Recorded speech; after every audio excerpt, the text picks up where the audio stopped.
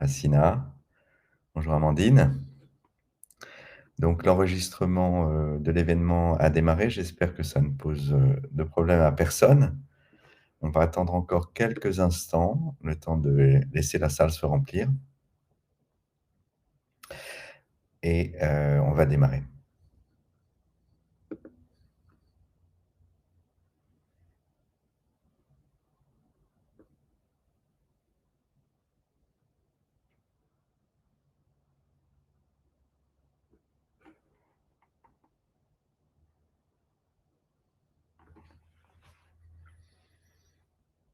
J'attends encore quelques minutes, peut-être une minute, avant de démarrer. Donc je vous demande un tout petit peu de patience. Et on va démarrer la présentation.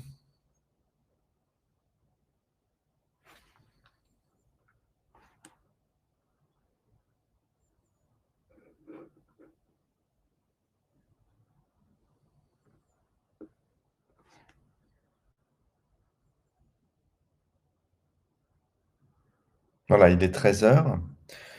On va démarrer. Alors, avant de commencer la présentation, un petit peu d'informations pratiques.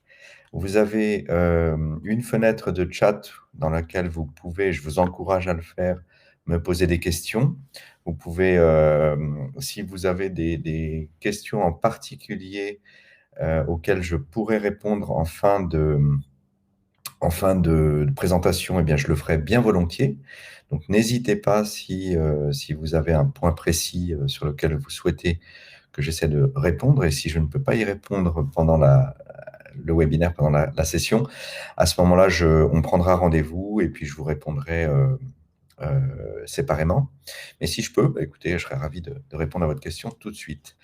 Je vous encourage, donc là, vous voyez mon pointeur, je pense, et je vous encourage à cliquer sur le bouton qui est en haut. Cliquez ici pour prendre rendez-vous avec moi si vous avez un sujet en particulier à voir avec moi, ou si vous pensez que je peux vous aider à résoudre un problème ou à aborder une problématique précise sur vos sujets d'intégration de services de paiement pour les métiers de l'assurance.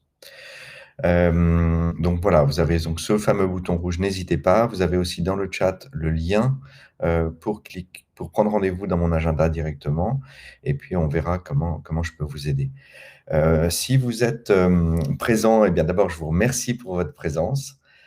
Si vous êtes présent, c'est que vous avez certainement des sujets en tête, des sujets liés à l'innovation dans le monde de l'assurance et à ce que l'intégration de services de paiement pourrait apporter. Donc voilà, bah, écoutez, moi je suis à votre écoute pour que vous me parliez de ces sujets. On pourrait les aborder en fin de présentation si on a le temps. Donc n'hésitez pas à le mettre dans le chat et à m'interpeller. Voilà pour les questions pratiques. Je vous ai aussi mis mon adresse email si vous vouliez me contacter directement par email. Donc vous l'avez ici. Voilà pour ces points pratiques et on va démarrer. Donc, je suis Laurent de Bernède.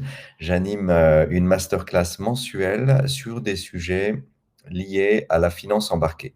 Donc, la finance embarquée, qu'est-ce que c'est? Ce sont différents services liés au financement et au paiement embarqués dans des offres existantes ou dans la construction d'une nouvelle offre de façon à pouvoir eh bien, apporter une valeur ajoutée supplémentaire à une offre grâce au paiement. Donc, c'est ce qu'on va voir aujourd'hui. Je dirige Azuli, un cabinet de conseil spécialisé sur ces sujets de finance embarquée, qui vous aide à accélérer votre transformation digitale si vous avez une offre déjà en place, ou bien à la créer si vous êtes une start-up.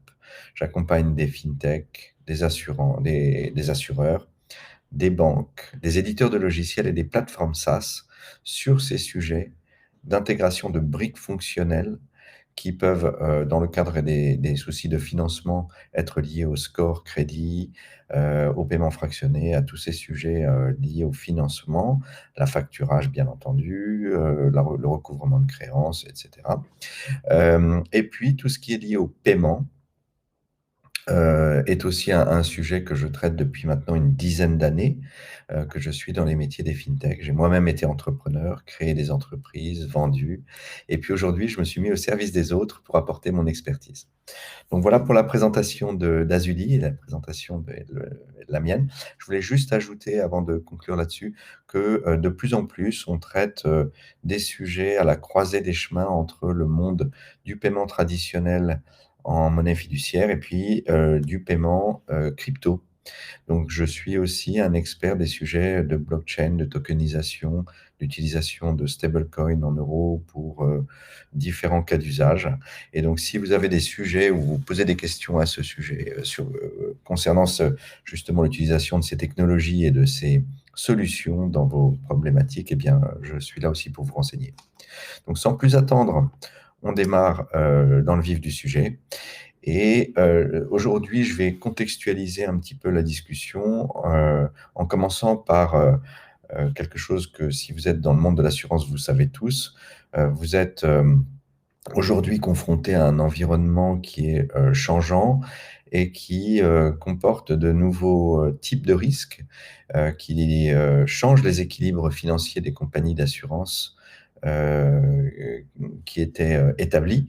Je parle là eh bien, de sujets comme la pandémie, je parle de catastrophes naturelles qui sont de plus en plus fréquentes dans des zones où elles n'étaient pas fréquentes, pour des populations qui touchent des populations d'assurés qui n'étaient auparavant, qui étaient épargnées par ces catastrophes et qui se retrouvent aujourd'hui confrontées à des inondations, à des incendies, à des sécheresses, que ce soit des professionnels ou des particuliers. Donc tout ce contexte s'ajoute fait qu'aujourd'hui l'assurance doit se transformer.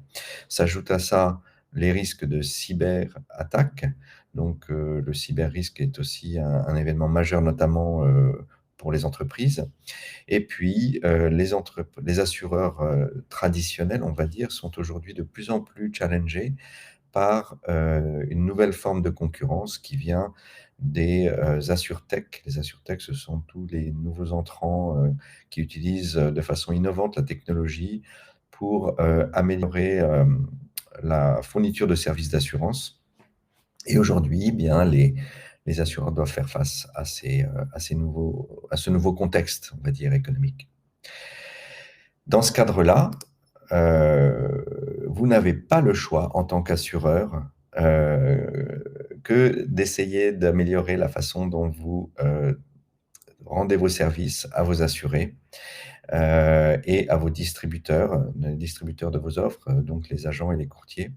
Et pour cela, eh bien, il y a 3 axes majeurs qui existaient en 2022, qui sont toujours présents en 2023 et qui vont le rester, mais qui deviennent de plus en plus urgents. Eh bien, ces axes d'amélioration, on va dire de transformation, sont d'abord l'amélioration de l'expérience client, qui attendent aujourd'hui des parcours digitaux, soit pour la souscription, soit pour l'onboarding, soit pour la déclaration des sinistres, avec une grande partie de prise en main par l'utilisateur des différentes fonctions qui parfois étaient reléguées à du back-office ou à des personnes en interne, et là qui sont maintenant mises entre les mains en self-care des utilisateurs. Vous avez aussi, eh bien entendu, toute la digitalisation des processus de gestion qui permet d'apporter plus de réactivité, du temps réel, donc une amélioration de l'expérience client à ce niveau-là. Une réduction des temps de traitement, bien entendu, des souscriptions, des sinistres, des règlements de primes. Et puis une automatisation de plus en plus importante en back-office et en front du côté du client pour apporter une meilleure expérience. Cette digitalisation et cette automatisation, elle doit bien entendu être mise en balance avec un contact humain qui est toujours quand même attendu par le client, surtout dans des situations de crise, de catastrophes naturelles ou de sinistres graves, où là, le contact humain est toujours important. Et donc, il y a cette balance à faire entre les deux. Donc ça, c'est un enjeu majeur pour vous, pour les assureurs. Une différenciation par l'offre aujourd'hui, face à cette concurrence accrue et face à ces nouveaux entrants, il est important de se différencier par son offre, en apportant des nouvelles solutions, en apportant des nouveaux produits d'assurance, Euh, donc là, ça peut être de l'assurance paramétrique, ça peut être toutes sortes de nouveaux produits, de l'assurance à la demande pour des courtes durées. Euh, Aussi des nouveaux partenariats. On voit bien qu'aujourd'hui, la distribution de l'offre d'assurance passe par des nouveaux partenariats, des apporteurs, des partenaires qui avant étaient exclus des réseaux de distribution des assurances. Donc ça, c'est aussi un nouveau mode de distribution à mettre en place. Et puis, en interne, il y a beaucoup, beaucoup de choses à faire. Il y a des nouveaux modèles opérationnels à mettre en place. On a parlé de la distribution. La digitalisation, elle permet de modifier ces processus internes, de réallouer ses ressources, de former à des nouveaux métiers des ressources internes. On voit bien qu'il y a une guerre des talents aujourd'hui dans tous les métiers, mais en particulier dans l'assurance, qui peut-être attire moins aujourd'hui de jeunes talents qu'avant, donc il faut aller les chercher. Et puis la concurrence se fait de plus en plus rude. Il y a beaucoup pareil, les AssureTech attirent beaucoup les jeunes talents et dans un monde plus traditionnel, eh bien, il faut se battre pour les attirer.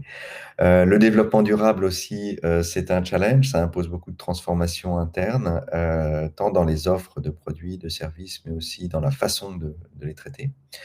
Euh, voilà, on a un grand nombre de transformations importantes à faire. Et là-dedans, on peut aussi développer des nouveaux outils, on peut optimiser. Il est important d'optimiser tous ces processus internes pour réduire ses coûts et pour simplifier et accélérer tout ça. Là-dedans, pourquoi je vous parle de tout ce contexte depuis 5 minutes maintenant, c'est que le paiement peut être une énorme source de création de valeur pour vous permettre d'atteindre ces objectifs, les objectifs d'expérience client, les objectifs de nouvelles propositions de valeur et d'optimisation des process internes. Euh, et là, pendant toute la présentation, je vais vous parler de comment ces moyens de paiement peuvent, quand ils sont intégrés dans vos outils, dans votre système d'information.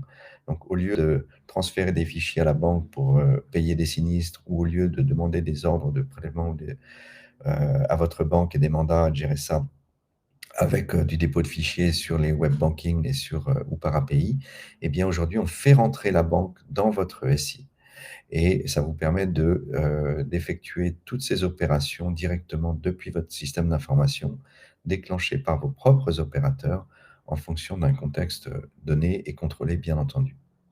Donc, on voit que s'il s'agit d'encaisser des montants, on va pouvoir, vous connaissez bien le prélèvement, mais aujourd'hui, on peut aussi faire de l'initiation de virement. Et l'initiation de virement, aujourd'hui, c'est fait de compte à compte à travers ce qu'on appelle l'open banking, l'initiation de virement DSP2.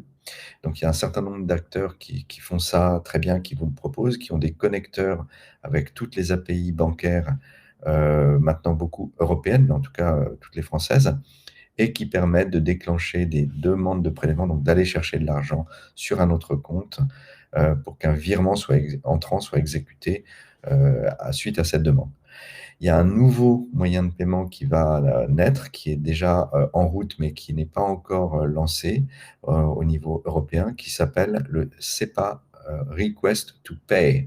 Et le Request to Pay, eh bien, c'est une initiation de virement, mais qui suit un protocole bien précis de messagerie interbancaire auquel adhèrent toutes les banques. Donc, c'est une seule API, un seul format de message qui va déclencher dès l'initiation de virement et qui va automatiser le paiement une fois que le client a accepté de payer. Voilà, donc j'ai fait un webinaire là-dessus. Vous avez sur ma chaîne YouTube, vous avez la vidéo de ce webinaire précédent qui était il y a un mois. Et vous pourrez le regarder à loisir, spécifiquement sur le sujet du Request to Pay. Vous avez aussi l'envoi de QR codes sur les factures, sur les contrats, sur les demandes de règlement de primes, les appels de fonds, qui va vous permettre d'ouvrir plusieurs choses, hein, soit ouvrir une petite fenêtre de paiement par carte, et là vous pouvez faire un paiement, un encaissement de carte bancaire, soit initier un virement, comme on vient d'en parler. Pareil, vous pouvez envoyer des liens de paiement sur lesquels les gens vont cliquer. Et là, typiquement, ça va permettre de déclencher des paiements aussi, soit par carte, soit par virement. L'IBAN virtuel, ça c'est quelque chose de très intéressant pour le fléchage des flux. Je vais en parler plus longuement tout à l'heure, on va y revenir. Et puis, bon, le request to pay, je viens d'en parler aussi. Dans le cas des décaissements, vous avez la possibilité de faire des virements. C'est pas bien entendu pour payer des sinistres. Vous avez, il faut avoir l'IBAN du destinataire. Vous pouvez faire ça en instantané. Donc là, en moins de 10 secondes, le, votre assuré va recevoir son argent, ou bien le prestataire si vous payez directement un prestataire en cas de sinistre. Euh, donc ça, c'est très intéressant. Et puis, vous pouvez aussi émettre des cartes. Aujourd'hui, on peut émettre des cartes virtuelles dans le téléphone de l'assuré. On va en parler à nouveau un peu plus longuement. Et ça permet de faire des règlements instantanés en contrôlant énormément le fléchage de ces flux sortants, pour être sûr qu'on paye bien le bon sinistre et non pas l'achat d'un téléviseur parce qu'il y a la finale de la Coupe du Monde. Voilà, le paiement P2P, c'est du paiement de compte à compte, de wallet à wallet, on va dire, au sein d'un même environnement de paiement. Donc, au sein d'un même environnement de paiement, si vos assurés ont un compte ouvert chez vous, eh bien, vous pouvez faire des virements instantanés gratuits par ce biais-là. Donc, c'est aussi, ça peut être intéressant. Ça peut aussi être très intéressant pour payer vos distributeurs, les courtiers, les agents ou les apporteurs d'affaires, des partenaires, si vous maîtrisez cet environnement de paiement. Donc tout ça, tous ces services que vous pouvez utiliser exactement comme vous voulez, paramétrer dans vos systèmes d'information avec toutes les règles métiers qui vous sont propres, qui vont être nécessaires au contrôle des paiements entrants et sortants. Et ça va vous permettre d'atteindre les objectifs qui étaient les vôtres, vos gros enjeux majeurs de 2023, l'expérience client, l'offre différenciante et les nouveaux modèles. Donc en utilisant ces paiements, eh bien, on va permettre en les intégrant directement dans vos processus, vous allez pouvoir faciliter l'encaissement des primes, oui, le paiement des primes par vos clients, donc votre encaissement, en apportant plusieurs façons pour que votre client puisse vous payer, plusieurs moyens. Vous allez pouvoir accélérer, bien entendu, les remboursements de sinistres. Euh, le client n'aura plus d'argent à avancer si, par exemple, vous émettez une carte de paiement dans son téléphone instantanément. Il n'aura pas à avancer l'argent et attendre son remboursement. Vous pourrez créer toutes sortes de parcours digitaux intéressants pour la souscription à des produits, notamment pour se différencier par justement de l'offre de l'assurance paramétrique, de l'assurance à la demande. Euh, et là, vous pouvez augmenter votre proposition de valeur et vous différencier par rapport à la concurrence. Le fléchage des paiements, c'est très important, que ce soit du sortant, du entrant ou même en interne. Il y a énormément de flux qui circulent au sein d'une compagnie d'assurance, d'une société, que ce soit pour gérer de la trésorerie ou que ce soit pour des paiements en devises, des paiements transfrontaliers, des paiements intra-groupes. Et donc là, l'intégration des services de paiement dans votre système d'information à la direction financière peut apporter et créer énormément de valeur et d'optimisation sur vos processus internes, vos coûts et donc vos coûts de gestion. Bien entendu, une fois que vous avez la main sur la donnée de paiement, puisque c'est vous qui déclenchez, qui exécutez les paiements, vous voyez ce qui se passe en temps réel. Donc ça vous permet de faire une réconciliation automatique, un rapprochement des contrats avec les transactions. Et vous avez cette vue de temps réel qui vous permet, encore une fois, bien, d'optimiser votre trésorerie si vous avez besoin de le faire. Le déclenchement automatique des paiements, ça c'est aussi en fonction d'un certain contexte, ça va être très très important et ça peut apporter des gains de productivité importants chez vous, ainsi que le paiement automatique des commissions qui sont dues à vos distributeurs et vos agents. Voilà pour tout ce que vous pouvez faire avec ces services de paiement. On va maintenant regarder un petit peu les contraintes liées à l'utilisation de ces services par votre entreprise. Donc, vous avez grosso modo deux besoins à adresser. Un besoin qui va être de la gestion de flux. La gestion de flux, donc on a vu que c'était pour flécher, pour automatiser, pour gérer des flux à votre main. Et ça, si vous consommez les services de paiement en interne pour vos propres besoins sans les distribuer à des tiers, à des clients ou à d'autres, à ce moment-là, vous n'avez pas besoin d'un agrément spécifique pour le faire.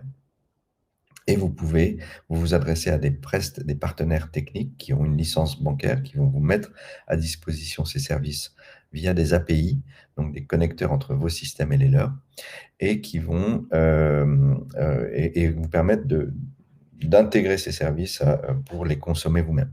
Si par contre vous voulez les distribuer à vos clients, on a vu l'exemple, j'en ai parlé, de pouvoir émettre des cartes et les mettre dans les mains de vos assurés. On a vu le cas où vous pouvez permettre à vos clients éventuellement d'avoir un compte, d'ouvrir un compte chez vous pour X raisons. À ce moment-là, à partir du moment où vous distribuez ces services à d'autres, vous allez devenir un agent de paiement, agent prestataire de services de paiement, ou bien un mandataire en opération de banque et services de paiement, ou bien, ou dans certains cas, vous pouvez aussi demander une exemption à la CPR et qui ne nécessitera pas nécessairement de licence pour que vous puissiez opérer les services. Et là, c'est un cadre très précis voilà, sur lequel je peux vous accompagner aussi, si vous avez ces besoins, mais dans le cadre d'une population circonscrite, clairement identifiée, où il n'y a pas de démarchage, c'est pas ouvert au public. Donc si c'est un petit peu un cercle fermé de clients, en général, c'est utilisé surtout dans le B2B, à ce moment-là, vous pouvez être exempté. Mais il y a pas mal de cas et ce sont des règles très précises de la réglementation financière. Voilà, voilà. Voilà pour les contraintes réglementaires auxquelles vous seriez soumis si vous vouliez intégrer les services de paiement. On va passer maintenant à des exemples, un petit peu des cas d'usage que je vais vous présenter pour l'utilisation de ces différents services. Donc, j'en ai sélectionné quelques-uns. Et je vais vous en parler. Alors, je suis descendu un petit peu trop loin. Voilà. On va parler d'un premier cas d'usage qui va être l'encaissement des primes. Donc, aujourd'hui, pour encaisser des primes, comme on l'a vu, je l'ai mentionné précédemment, vous pouvez le faire de plein de façons qui vont vous permettre de, on va dire, de résoudre certains problèmes auxquels vous êtes confrontés aujourd'hui en tant qu'assureur, qui vont être l'encaissement d'un gros volume de chèques, qui est très coûteux, qui est très chronophage, qui est très difficile à gérer, ou la réception de virements non identifiés, des virements entrants. Les gens payent pas forcément de leur compte, parfois quelqu'un se substitue à eux pour payer, ils mettent pas forcément la référence d'un contrat. Donc vous devez retrouver la personne, retrouver le montant, retrouver le contrat auquel c'est associé pour faire ce rapprochement. C'est un problème. Tout ça pour dire qu'aujourd'hui, en utilisant des liens de paiement, l'envoi de liens de paiement, vous pouvez mettre un appel de fonds, un encaissement de primes, un, un échéancier. Les assurés vont pouvoir cliquer sur ce lien, scanner un QR code, et ça va soit ouvrir une petite fenêtre de paiement ou bien déclencher un virement si vous faites de l'initiation de paiement. Donc l'initiation de paiement, on en a parlé, et ça peut être fait depuis un IBAN dédié à un contrat, à un règlement même. Aujourd'hui, on est capable, les fournisseurs de services de paiement sont capables de vous proposer des IBAN virtuels que vous pouvez émettre à la volée. Donc à partir du moment où un utilisateur ou enfin, en fonction d'un certain contexte, vous allez pouvoir associer un IBAN à une transaction précise, à un contrat, à un assuré. Et tous les flux qui vont être fléchés vers cet IBAN, à ce moment-là, seront clairement identifiés et vous pouvez faire un rapprochement automatique en temps réel. Donc ce fléchage est très important. Il va vous permettre de réaliser le troisième objectif de la transformation de vos modèles opérationnels pour les optimiser, pour réduire vos coûts. Tout ça, ça a beaucoup d'avantages, hein. On a vu que ça vous pouvait la multiplication des moyens de paiement pour l'encaissement des primes va vous permettre d'améliorer l'expérience client de vos assurés. Le rapprochement automatique, eh bien là, c'est pareil, moins de friction, moins de délai, du temps réel visible dans l'application mobile, dans la main de vos clients. Et puis, bien entendu, une alternative à différents, aujourd'hui, moyens de paiement que vous utilisez, qui sont encore courants et qu'il faut réduire pour des questions d'optimisation. Voilà pour l'encaissement des primes. On a vu aussi, ben, toujours dans l'encaissement, hein, mais on en a parlé, je reviens un petit peu dessus, tout ce qui est fléchage des flux, tout ce qui est même recouvrement de créances où il y a des impayés. Donc, si vous faites des prélèvements, par exemple, vous allez avoir forcément des impayés. Il faudra les traiter au cas par cas, relancer des prélèvements ou bien demander aux gens de vous envoyer un chèque ou un virement pour l'échéance, la créance restant due. Et donc là, faciliter l'encaissement des primes et le recouvrement des créances, c'est vraiment un sujet, je pense, important. Réduire les frais de transaction liés à ces différents moyens de paiement. Le mandat de prélèvement, ça coûte cher à mettre en place, ça coûte cher à gérer. L'échec, c'est encore pire. Si vous encaissez de la carte bancaire, c'est cher aussi, hein, 1,5%, c'est pas rien sur des montants tels que ceux qui sont gérés par les assureurs.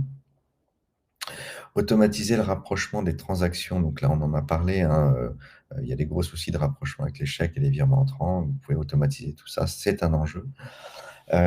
Et puis automatiser le paiement des créances si vous devez de l'argent. Alors, si vous êtes courtier, bien vous allez devoir aller chercher de l'argent chez les assureurs, mais vous allez peut-être devoir aussi en décaisser pour payer les primes que vous encaissez en tant que courtier et que vous devez aux assureurs. Voilà. Donc les solutions, bien, on en a déjà un petit peu parlé, mais vous pouvez proposer différents moyens de paiement, paiement par carte, virement instantané, initié ou pas. Euh, Vous pouvez envoyer ces fameux liens de paiement, QR code, et vous pouvez ouvrir des comptes à vos clients ou dédiés à vos clients, même si c'est vous qui en êtes le titulaire. Comme ça, vous n'avez pas de KYC à faire sur eux, mais au moins, vous leur affectez un IBAN dédié et vous pouvez donc automatiser tous vos rapprochements. Voilà pour tous ces bénéfices dont on a déjà parlé, sans compter le temps réel et l'accélération de tous ces flux qui est très très important aujourd'hui pour l'expérience client, mais aussi pour votre trésorerie, pour toutes sortes de besoins et d'une bonne gestion de votre entreprise. Donc, on l'a vu ça, on en a déjà parlé, mais je refais un petit récap, hein. Le virement initié des SP2, ça permet de réduire des frais. Ce sont des plafonds bien plus élevés que ceux des cartes. Souvent, si vous encaissez par carte sur des gros montants, vous allez vos clients seront plafonnés, ils auront des plafonds de dépenses d'autorisation. Ce n'est pas le cas pour les virements. C'est irrévocable, c'est pas répudiable un virement, contrairement à un prélèvement. Et du coup, une fois que c'est payé, c'est payé. Et puis, ça permet de faire cette fameuse réconciliation automatique, puisque avec l'initiation de virement, vous pouvez envoyer au moment de la demande du paiement, vous pouvez envoyer toutes sortes de métadonnées avec le montant à régler, le numéro de la facture, le numéro de contrat, etc. Et quand le paiement revient, le virement arrive sur le compte, sur l'IBAN qui a été précisé dans la demande, eh bien, toutes ces métadonnées suivent. Et donc, vous pouvez réconcilier, rapprocher automatiquement. L'envoi des liens de paiement, on en a parlé, on a déjà fait le tour de tout ça. Je vous laisse lire tout ça. Mais ce sont toutes les valeurs ajoutées que vous pouvez créer en utilisant ces fameux services de paiement et en les intégrant. Est-ce que vous avez des questions sur tout ça? N'hésitez pas à les mettre dans le chat. C'est le moment, hein, posez-moi vos questions, je pourrai y répondre. On aura un peu de temps à la fin de la présentation. On a aussi un deuxième cas d'usage que j'ai traité pour un gros client et assureur et qui apparaît de plus en plus sur le marché en dehors de France, à l'international, mais pas que. Il y a aussi maintenant pas mal d'assureurs mutualistes qui proposent ça. Donc, dans le cadre de l'assurance santé, mais ça peut être aussi valable pour les sinistres en IARD, il est possible d'émettre une carte corporate, physique ou virtuelle, qui va être mise entre les mains de l'assuré. Donc, elle est au nom de l'assuré, mais en fait, le titulaire du compte, ça reste l'assureur. Donc, l'argent reste à tout moment celui de l'assureur qui va payer directement le prestataire qui rend le service à l'assuré. C'est important parce que vous aurez un KYC très allégé à faire s'il y a une connaissance du client à aller chercher, puisque s'il était lui-même titulaire, vous auriez un véritable KYC à faire qui est coûteux et un petit peu long. Et surtout, c'est une friction pour vos clients qui vous connaissent déjà, avec qui vous êtes déjà en contrat. Et donc, c'est pas la peine de leur refaire un KYC. Voilà, donc tout ça pour dire qu'il y a certaines manières de faire sur lesquelles je peux vous conseiller, qui permettent non seulement d'avoir un modèle économique plus rentable sur l'émission d'un programme carte, la mise en service d'un programme carte, mais voilà, il y a certaines choses à prendre en compte pour que ça marche bien, efficacement, et en éliminant les frictions. Les cartes, elles peuvent être à usage unique, elles peuvent être multiples. Donc vous pouvez réutiliser la carte pour plusieurs paiements. Typiquement, s'il y a des soins de pharmacie, des soins médicaux à régler, eh bien, la carte pourrait être créditée du bon montant pour le remboursement de ces soins ou de ces frais, et puis réutilisée plusieurs fois, et puis après désactivée une fois que tout aura été payé. Ça peut être aussi multidevises. Ça peut être aussi une carte qui est émise dans le cadre d'un abonnement, par exemple, s'il y a des soins récurrents tous les mois ou des médicaments à acheter, eh bien, ça peut être fait de cette façon-là. La carte peut être activée, désactivée à distance à la main de l'assureur. Donc ça, c'est important pour éviter des abus, pour éviter des cas de fraude. Et puis, elle peut être chargée instantanément à l'autre bout du monde avec le bon montant, le montant qui est nécessaire au remboursement ou au paiement des soins ou du sinistre. Ça permet bien entendu de bien mieux flécher les flux, puisque vous allez voir tout de suite où a été dépensé l'argent, chez quel commerçant.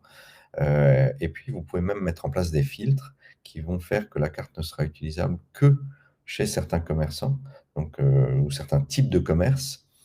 Et là, on va parler de filtered loop, donc de filtre des marchands qui encaissent, ou bien en circuit fermé, closed loop, où là, c'est que chez certains marchands bien identifiés, donc un réseau de partenaires qui vont pouvoir encaisser ces cartes. La réconciliation, bien entendu, se fait instantanément et automatiquement puisque vous avez la main et vous avez la vue en temps réel sur toutes les transactions, qu'elles soient en succès ou en échec, toutes les tentatives, et vous pouvez intégrer ça directement dans votre système d'information, dans votre comptabilité, dans votre CRM. Et donc finalement, vous avez complètement la main sur la gestion des comptes, des cartes, des transactions et des justificatifs associés. Donc typiquement, si un assuré ne fournit pas le justificatif, vous pourrez lui bloquer sa carte pour une prochaine utilisation, jusqu'à ce qu'il ait fourni le justif. Voilà, donc ça a beaucoup d'avantages, hein. Vous pouvez créer des programmes cartes avec un modèle économique à l'équilibre ou rentable dans certains cas. C'est assez facile à mettre en œuvre puisque vous vous appuyez sur des fournisseurs de services qui vont émettre les cartes à vos couleurs, à votre marque, et qui vont vous permettre de la paramétrer comme vous voulez.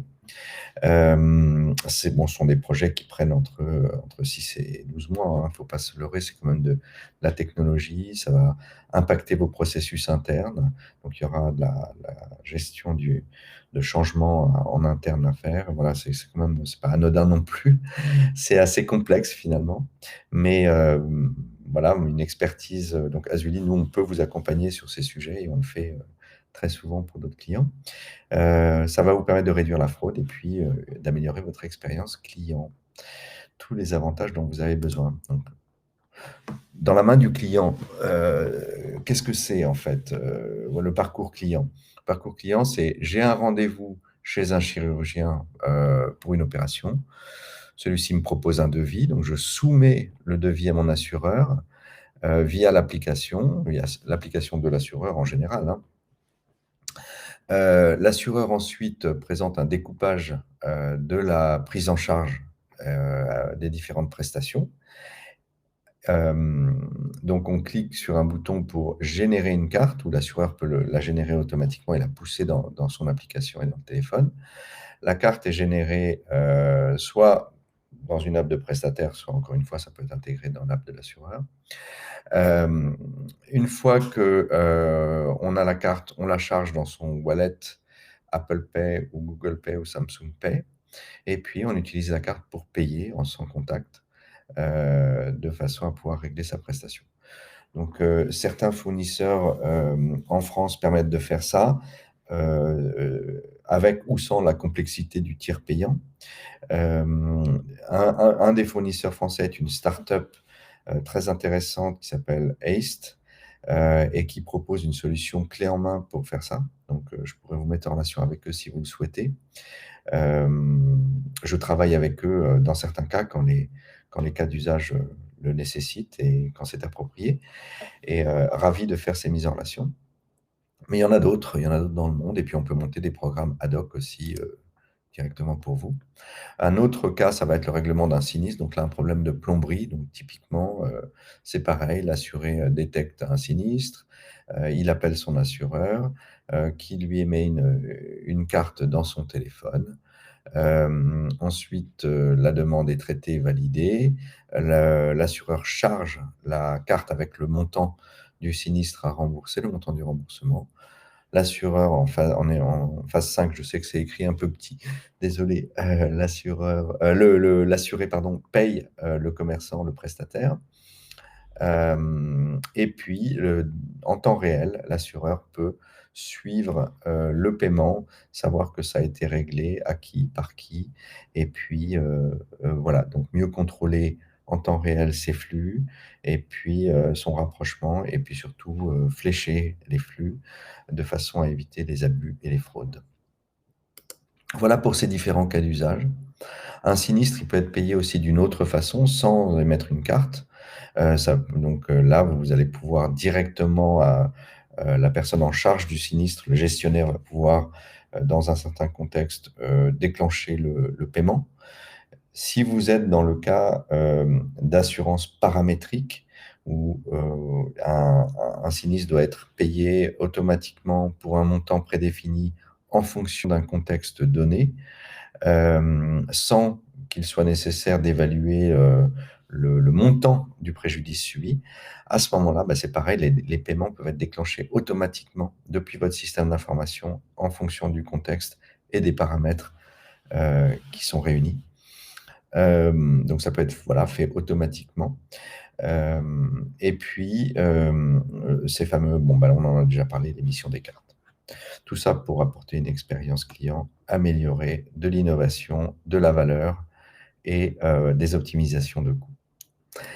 Est-ce qu'il y a des questions? N'hésitez pas, je vois que personne n'utilise mon petit chat. J'en suis bien désolé. J'aime bien interagir avec l'auditoire, l'audience. Donc n'hésitez pas si vous avez des questions ou si c'est pas clair. J'espère que ça l'est. On est largement dans les temps pour avancer. On arrive bientôt à la fin de la présentation. Ce dont je voulais vous parler, je voulais aborder ça aujourd'hui, c'est quand même, ce sont des projets complexes à mettre en place, qui vont avoir un fort impact sur vous, qui vont être très structurants, donc sur vos équipes internes, sur vos processus. Ça va être très impactant, très structurant. Et une fois qu'on a mis en place cette solution, une fois qu'elle est entre la main des gestionnaires, qu'on a fait sa conduite du changement et qu'on l'a mise aussi à disposition des clients assurés, c'est délicat de changer, donc il faut faire les bons choix. Il faut faire les bons choix de partenaires, de prestataires. Il y a des énormes écarts de prix entre les partenaires et les prestataires. Il y a aussi des énormes écarts de services, de niveau de support. Donc tout ça fait que ce sont des projets assez complexes à gérer qui demandent une expertise. Et c'est pas pour vendre ma prestation ou ma paroisse, mais je vous encourage à vous faire accompagner par des experts du paiement si vous voulez mettre en place ce type de service. Alors, soit vous les trouverez en interne si vous avez ces ressources, soit il faut aller les chercher en externe, mais c'est assez indispensable. Je vais prendre l'exemple d'un client que j'ai accompagné en 2022 et qui a passé 1 an, voire 1 an et demi, je crois, à faire un appel d'offres, à chercher les bons partenaires, à discuter, à négocier, pour finalement s'apercevoir qu'ils n'avaient pas sélectionné dans leur shortlist les bons partenaires pour répondre à leurs besoins, qui étaient un besoin de multidevises, de paiement transfrontalier, par carte, à distance. Ils étaient partis sur des cartes de particuliers plutôt que des cartes corporate. Bref, tout ça pour dire qu'ils s'étaient un petit peu perdus dans cette complexité et ils ont perdu beaucoup de temps. Et ça a été assez coûteux pour des équipes internes. Donc, ils ont fait appel à moi et en quelques mois, donc en 3 mois, on a sélectionné les bons partenaires, fait l'appel d'offres, mis en place un POC. C'est pas facile de faire des POC dans cette profession réglementée puisque on n'a pas le droit d'émettre des cartes ou de distribuer ces services de paiement à des personnes sans avoir eu l'agrément, la licence qui vous permet de le faire. Donc, on ne peut pas vraiment faire de l'expérimentation auprès de vrais clients dans un environnement de test. Donc voilà, mais par contre, on peut trouver des solutions et on a trouvé en l'occurrence une solution. L'idée du POC, là, pour ce client-là, et c'est vraiment important, c'était de faire une étude d'impact et de pouvoir planifier la conduite du changement. Comme on a vu, l'intégration des services de paiement, il va impacter vos parcours clients en externe, mais aussi les parcours utilisateurs en interne sur tous vos systèmes et sur la façon dont sont gérées toutes vos opérations et tous vos contrats et tous vos sinistres. Et donc, c'est quelque chose qui se planifie assez longtemps à l'avance et sur lequel il est important d'essayer d'avoir des données. Ça va aussi réduire votre niveau de fraude, votre niveau d'abus, etc. Donc ça a un impact. Donc ma recommandation, c'est de vous faire accompagner par des experts, bien entendu, experts en monétique s'il y a de la carte ou en service de paiement pur s'il n'y en a pas.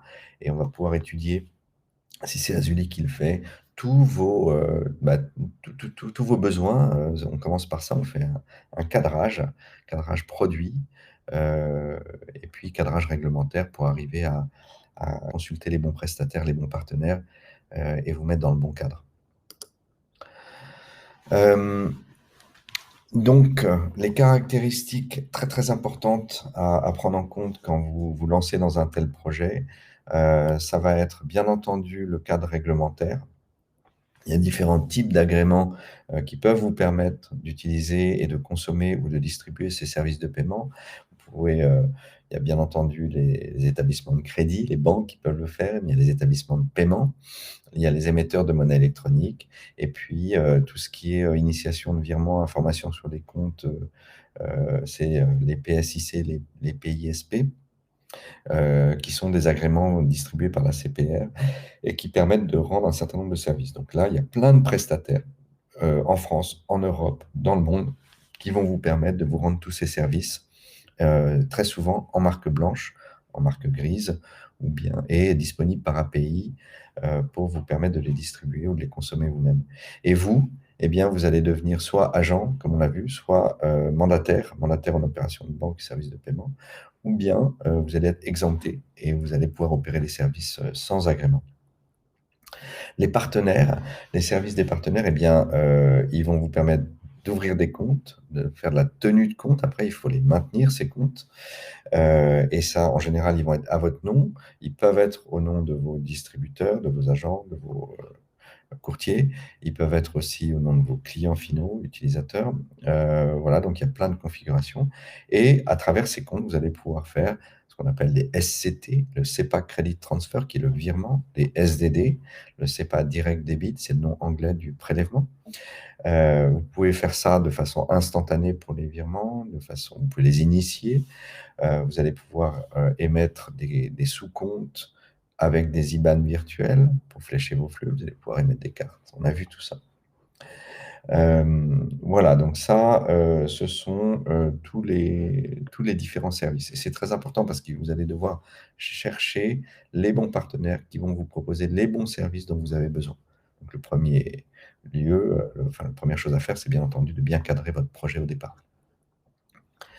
Très important aussi, les outils qui sont mis à votre disposition par tous ces partenaires et ces prestataires et le niveau de support qu'ils sont capables de vous apporter pendant la phase de construction du projet, ce qu'on appelle la phase de build, et puis pendant la phase d'exploitation, une fois que vous avez mis les services en production, la phase de run. Et là, il y a différents niveaux de support. Tout ça, il y a des énormes écarts de prix aussi entre tous ces prestataires.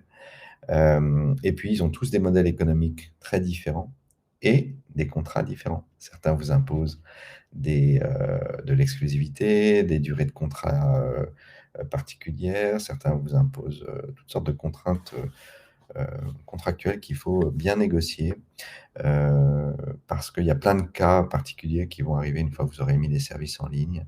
Les transactions, peut bien se passer, mais ça peut aussi mal se passer. Il peut y avoir de la fraude, il peut y avoir toutes sortes de choses à gérer. Et donc là, il faut bien prévoir tout ça dans les contrats.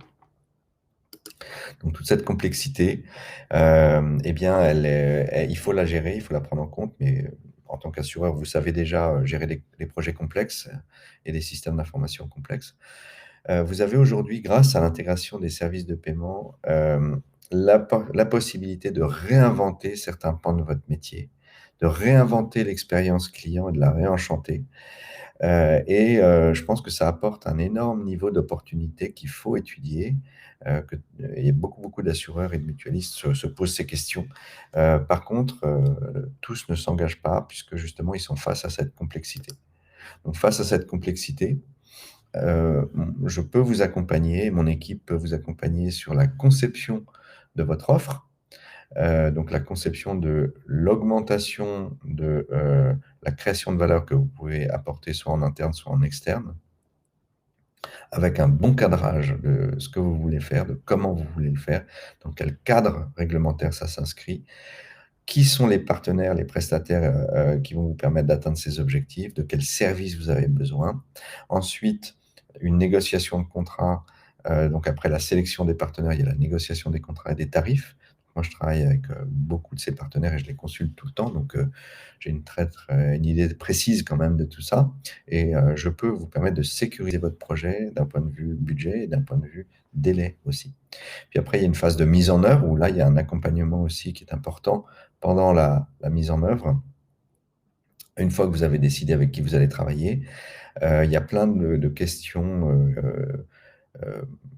précises auxquelles il faut répondre, auxquelles il faut se conformer. C'est une profession réglementée, donc il faut faire les choses d'une certaine façon. Et puis, une fois que vous avez la mise en marché de votre service, bon, ben là aussi, il peut y avoir une phase d'accompagnement sur voilà, la présentation de cette nouvelle offre. Mais en général, vous avez des équipes marketing qui peuvent et qui savent bien faire ça.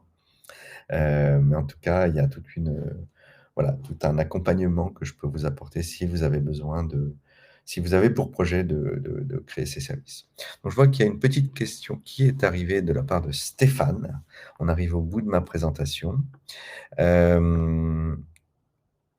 Donc, on voit que ça permet de balayer le champ des possibles. Quid des gains de productivité avec les automatisations de solutions?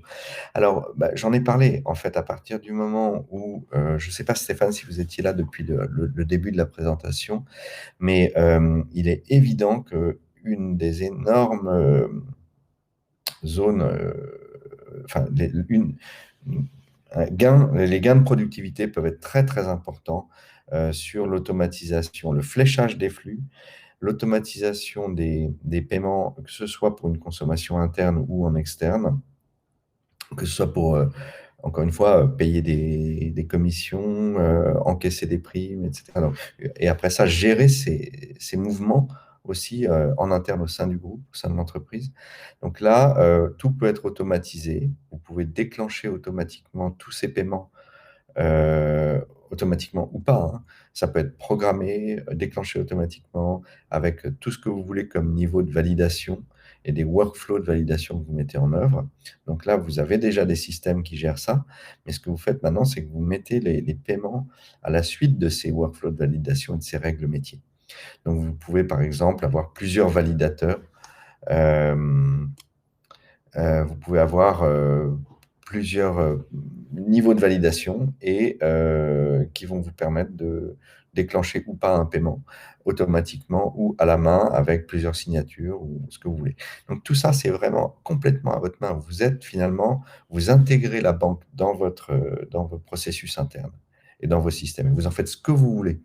Des mouvements financiers dans tous les sens entre toutes les parties qui ont besoin d'encaisser ou de décaisser. Voilà, je crois qu'il n'y a pas beaucoup d'autres questions. Stéphane, j'espère avoir répondu à votre question. Si ce n'est pas le cas, n'hésitez pas à prendre rendez-vous. Encore une fois, le bouton rouge, cliquez ici, qui est en haut de l'écran que vous voyez ici, eh bien, vous permet de prendre rendez-vous avec moi si jamais vous voulez plus de précision sur tout ça. Euh, on arrive là au bout de ma présentation. Je voulais prendre des questions, je les attends. Donc si vous avez des questions, c'est le moment de me les poser. C'est du conseil gratuit. N'hésitez pas. Et puis sinon, si jamais c'est trop complexe, on prend rendez-vous et je suis à votre disposition pour y répondre. Donc j'attends quelques minutes hein, si vous avez des questions. Euh, voilà, je vois il y a pas mal de monde. Ah, ben, je suis content, il y a une belle auditoire. Euh, et j'espère que ça a été clair. Donc il y a beaucoup de choses à faire dans l'assurance. L'assurance, le monde de l'assurance en général est un petit peu statique ou du moins doit se mettre à bouger plus vite face à ce contexte changeant qu'on a vu. Et puis face à une concurrence accrue et tech qui est en train de se mettre en place. Donc, euh, donc voilà, je vous encourage à me contacter pour étudier différents projets si vous en avez. Alors la présentation, en général, j'évite de les distribuer. Les présentations, par contre, tout est enregistré et vous aurez un lien. Je vais vous envoyer le lien YouTube. Je le posterai aussi sur LinkedIn qui vous permettra de revoir la présentation. Mais s'il y a un besoin précis, on peut aussi étudier la question, Anthony, en fonction de votre besoin et euh, de la raison pour laquelle, la raison pour laquelle j'évite de distribuer les présentations, c'est qu'après, bon, ça circule, ça fait circuler mon nom et c'est très bien, c'est de la notoriété, mais je préfère entrer en contact avec les gens qui ont besoin de consommer cette information et ce contenu de façon à pouvoir voir si je peux les aider ou répondre à vos questions directement plutôt que de laisser un doute planer dans la tête des gens et puis le temps passer et pas forcément pouvoir répondre à leurs besoins. Mais enfin, n'hésitez pas à me contacter, mes coordonnées sont là à l'écran. Anthony, si vous avez des besoins, et on peut se parler par téléphone aussi si vous voulez. Prenez rendez-vous en cliquant sur le bouton rouge ou avec le lien, et là, je pourrai répondre à toutes vos questions. Merci Anthony. Voilà, bah, écoutez, s'il n'y a pas d'autres questions, moi je reste en ligne encore jusqu'à un tout petit peu avant 14 heures. Je dois libérer la salle à 14 heures ou juste avant. Donc si des questions vous viennent à l'esprit, je suis là, je reste en ligne. Je vais couper ma caméra et mon micro puisque j'ai fini de parler. Mais j'attends vos questions dans le chat ou vos prises de contact, prises de rendez-vous si vous en avez besoin. En tout cas, je vous remercie beaucoup pour votre temps et pour votre attention. Et je vous donne rendez-vous dans un mois, début avril. J'ai mon prochain webinaire, prochaine masterclass, toujours sur des sujets de paiement, des sujets d'innovation dans le financement, euh, d'innovation dans tout ce qui est blockchain crypto aussi, auquel je m'intéresse beaucoup.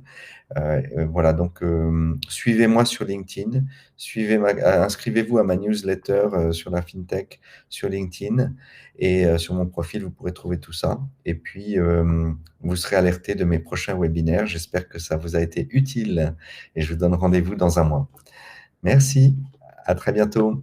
Bonne fin de journée.